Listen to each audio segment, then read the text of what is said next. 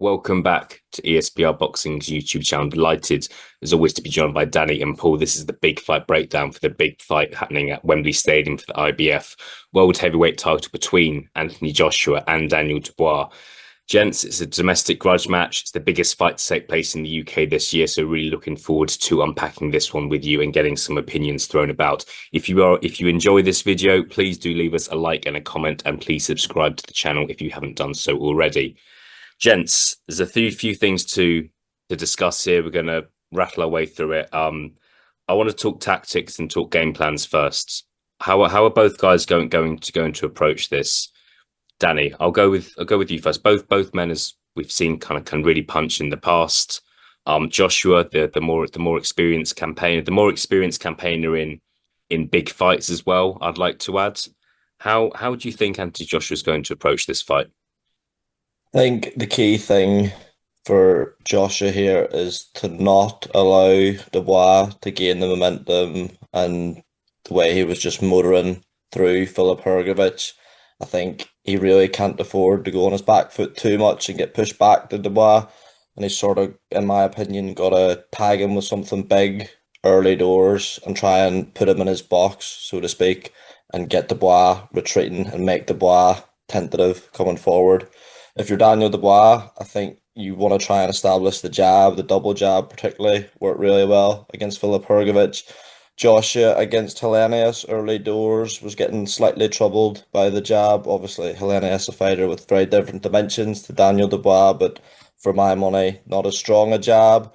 So Joshua would, Dubois wants to establish that and try and make Joshua feel uncomfortable, try and hit him with something that he's not been hit with in these last four fights. I know we were going to come on to where AJ's at through those fights, but I think Daniel Dubois is without question the hardest puncher certainly Joshua's faced in the past 18 months. So if you're Daniel Dubois, you want to let him know that and try and bring up some of those demons that's always talked about with AJ from, the Ruiz loss particularly.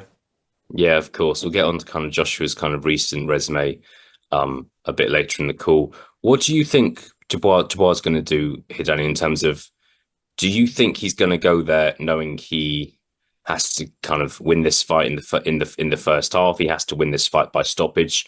And I ask that just because when we've seen Dubois lose in the past, it's been maybe when the goings got tough a bit. Very late in the fight against Joyce, late in the fight against Usyk. Joyce fight, it was a close fight at the time the fight was stopped, whereas Usyk, he had lost pretty much every round. Do you think Dubois will go in there and basically say, look, it's you or me here? Or do you think he'll take a more tentative approach? I think he'll take a slightly more tentative approach than he did against Filip Hrgović. I think he'd be foolish not to. Obviously, Hrgović can punch. I don't think he can punch like Anthony Joshua can punch, and it's been said so many times by so many people. But if Dubois does get hit that often by AJ, he'll get knocked out relatively quickly. But at the same time, he does need to find a way to put the pressure on because I think one of the few attributes you would say that Dubois conclusively has over Joshua is a gas tank. He can fight at a higher pace than Joshua. So he's got to try and make Joshua work, but he's got to try and do it in a way that's cautious and doesn't get himself cleaned out. Yeah. Look, we'll see what happens. It's always going to be fascinating to see how both guys approach this. And look, with the vast majority of Joshua fights or Daniel Dubois fights, someone usually gets stopped. So we shall see. Paul, what do you see happening from both fighters here? Tell us.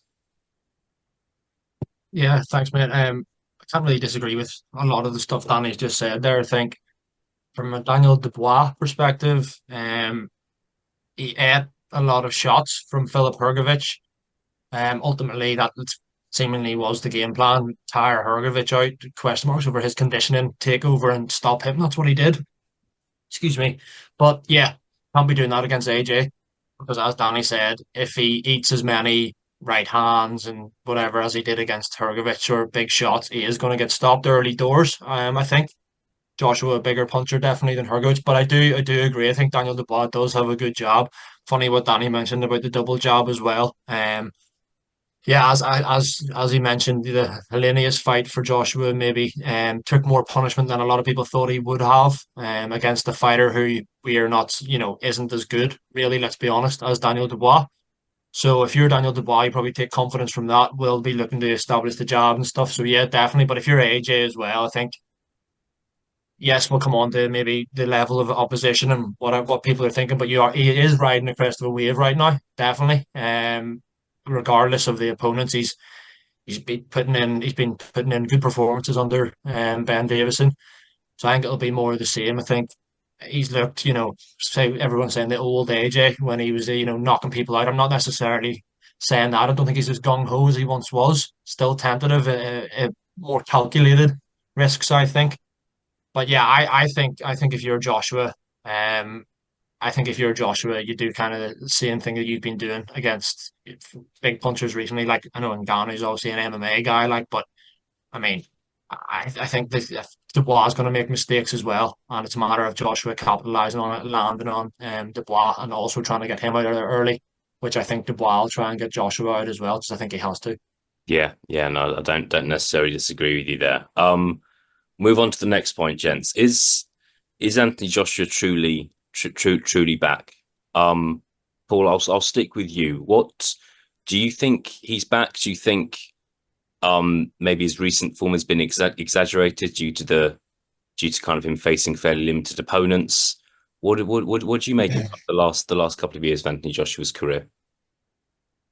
I think time will tell whether he's definitely back, but definitely some big improvement since he's gone to Ben Davis, and I think we can look at the opponents, and hindsight's a wonderful thing. We can look at the opposition now and say that it's limited, but at the time, Otto Wallen was seen as we know some people that were picking Otto Wallen to win that fight and had the tools to upset Joshua, and they ended up, it was an easy night's work in the end, and pieced them up really before stopping him what the fifth or the sixth or whatever it was, and then the Ngannou one again. Hindsight, yeah, you're like that was always going to happen. He's an MMA guy, but going into the fight, he was like he's this freakish power. He's got this unbreakable chin. He won't be able to knock him out. Obviously, the problems he had given Fury before that. So yeah, I think a lot of people's minds maybe changed before and after those last two fights in particular. I think going into each fight, there were genuinely people picking Joshua to lose both of those. But in hindsight, then obviously a lot of people are just saying, well, yeah, level of opposition it wasn't great, which it probably wasn't. I do agree with that. There was a step up from them both, in my opinion. So time will tell whether he is truly back. Will we find out if he's truly back on September 21st? As a big fan, obviously, I hope so. But yeah, I think you won't really know until he's in there with like the elite of the division and the people up there at the top. At the minute who we've got what say it was to fight Parker or Zhang or Dubois. He's up there as one regarded as one of the best now. So if Joshua was to win this, then I think you can truly say he's back. Yeah, I think it's a different sort of reflection from where he was 5 6 years ago when he went on that run of fighting genuine top 10 heavyweights, Parker, Povetkin, Vladimir Klitschko. Whereas now he's not.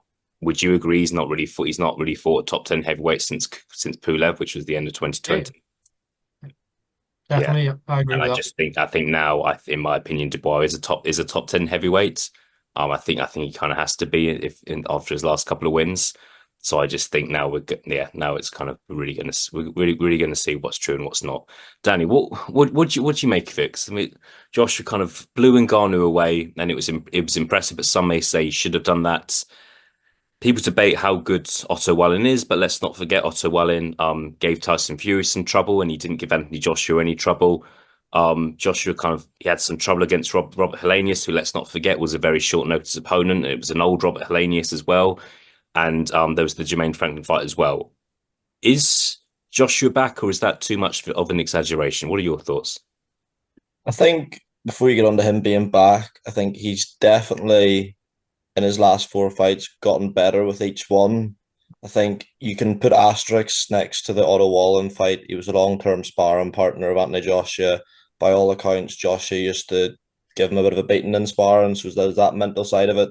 And Ngannou, as Paul touched on, MMA fighter, and then a lot of people after the fact were saying that's what he should have done. But he couldn't have really done any better in either of those two fights.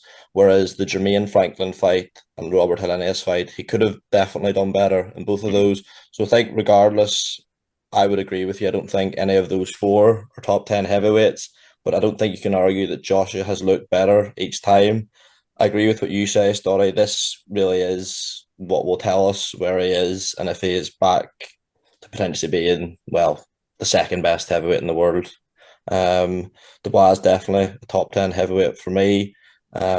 He doesn't look, you wouldn't think that he's going to go into this with any fear that maybe you would say perhaps the likes of Otto Wallen did. Apparently, Dubois, if you believe him, he's dropped Anthony Joshua in sparring. Eddie Hearns acknowledged that he hurt Anthony Joshua in sparring, so there's definitely something that's happened.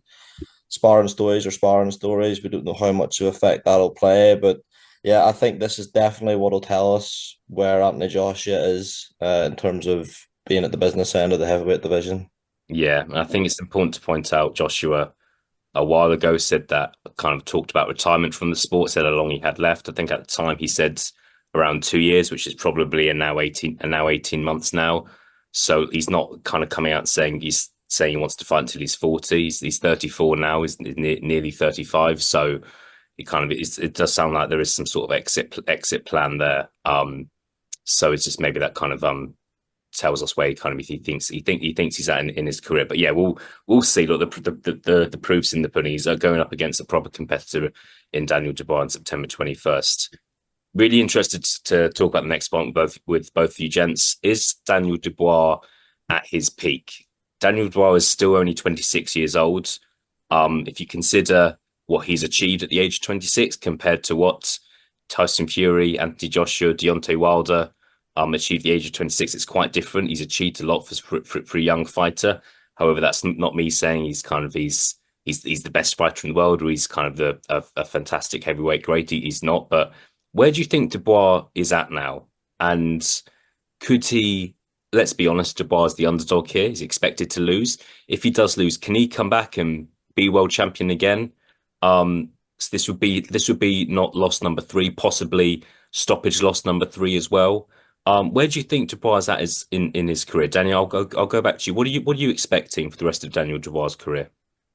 Yeah, I don't think Daniel Dubois is going to be one of these heavyweights who goes on to like 40. Like we're seeing like the likes of Zhilei Zhang and even Usyk's getting close to 40 now because obviously he turned over so young. So I think he's the best that he's looked, I think, in his last two fights, especially when you factor in the opposition. So Big Baby Miller's gone on to, in many people's eyes, beat Andrew Ruiz. Seemed in a lot better shape. And then Filip Hrgović obviously had got a win over Zhilei Zhang. So he's definitely got the two best wins on paper in his career and the two best performances. I think there is still improvement there from a technical perspective. He doesn't seem to move his head at all, Daniel Dubois. There's definitely technical improvements that can be made. And he can come again if he's beat here.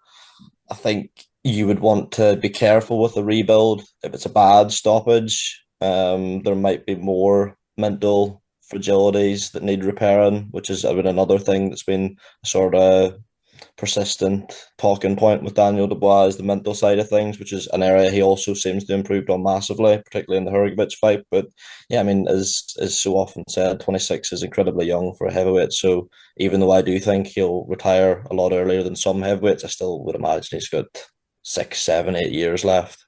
Yeah, that would make sense, wouldn't it? I just think if you're going to start young, I think the chances of starting young and finishing old are quite unlikely and probably not good for anyone's health in boxing, if we're Yeah. being honest. So yeah, we'll see. Paul, what do you think? I think we've seen Dubois have those look. Some people thought he was going to lose to Jarrell Miller. Let's not forget that he's beaten Jarrell Miller by stoppage, the first man to do so, first man to beat Filip Hrgović by stoppage as well. Do you think we're at Daniel Dubois' peak now? Do you think his peak has gone? Was maybe a couple of years ago? Do you think his peak is going to come in 3 or 4 years' time when he's 29, 30 years old? Or do you think it's now? What do you think? I mean, it's really difficult to say because, as Danny alluded to, he can definitely make technical improvements. Like as he said, moving his head, it's just one basic one that everyone can see. But then again, you kind of look at that and think, it's working for him at the minute. Whether or not it does in the Joshua fight remains to be seen. I think whether or not he's at his peak is a very difficult question to ask. He's looking his best ever, yes. But whether or not that's his peak, whether or not he wins or loses this fight and goes on, and as you mentioned, study his peak, yeah, could be in another couple of years. We don't really know. But I will say he's definitely at his best so far that we've seen. And you see in footballers sometimes their peak is their mid to late 20s. So could that be with same with Daniel Dubois having turned over a lot earlier than most? Could be, but I think I'll go out and say no. I don't think he's maybe at his peak because there are a lot of improvements I think he could still make. But time will tell if he makes those improvements in the next few years or not. Well, yeah, we shall see. And I think it's a topic for another video, and we've discussed this in the past. But I always like asking the question, who's the future of the heavyweight division? Because if you look at the current kings of the division, Fury, Joshua, and Usyk, they're all mid to late 30s now. So in 5 years, 10 years, they won't be here. Whereas Daniel Dubois could, Jalalov could. There's others. I don't know. There's other fighters' names you could throw around here, and I think it's a different question of does Daniel Dubois have the longevity to in 5 years' time be world champion then and kind of be one of the kings of the division then as well as he can be considered now. And if he beats Joshua, we'll kind of see what happens next. We'd go on to some mega fights possibly. We'll end with some predictions, gents. Always interested to see what you've got to say here. Had a quick look at betting odds before the call. I'll be honest. You can get odds of Daniel Dubois to win this fight by stoppage at 6-1, whereas Joshua to win by stoppage is 2-5. So that's kind of where the bookies are at. They seem to be quite confident Joshua's going to win this fight by stoppage. I'll go first. I'm going to have to agree with the bookies. I'm fairly confident Joshua wins this fight by stoppage. I think that the experience of being in a massive fight could play a role here. I think that there's going to be 80 to 90,000 people at Wembley Stadium on September 21st, and I wonder if I don't know if Daniel Dubois would freeze. He's had a stadium fight against Usyk. He's been involved in big fights in the past, but I think Joshua he's been here before. He's been here time and time again. He's used to being in that big main event more than Dubois is, and I think that could play a factor. So I'm going to go for Joshua to win this fight, and I'll go round 7. I think I don't see it happening early. I just think as I mentioned earlier, when the going gets tough, I have concerns about Daniel Dubois.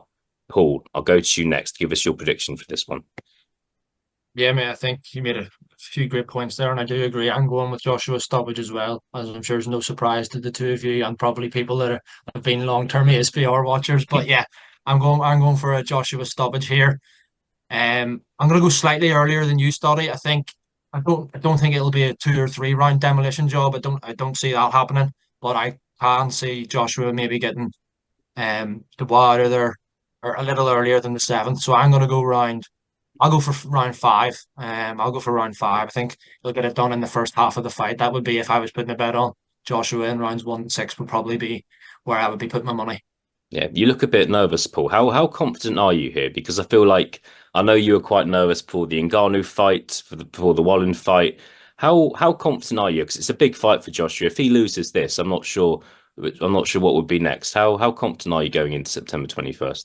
Yeah, I am confident, but like on the day, I'll be absolutely kicking myself to be honest with you. Like, but no, I am confident he wins it. In all seriousness, I think he's better than Daniel Dubois at basically everything and should win, and I'm expecting him to win.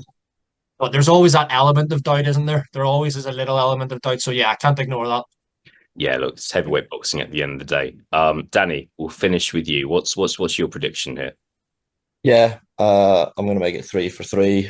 I think Joshua will stop the war, and I actually think it'll be earlier than the both of yous. I could see it being inside 3 rounds. I think he's punching harder than ever under Ben Davison.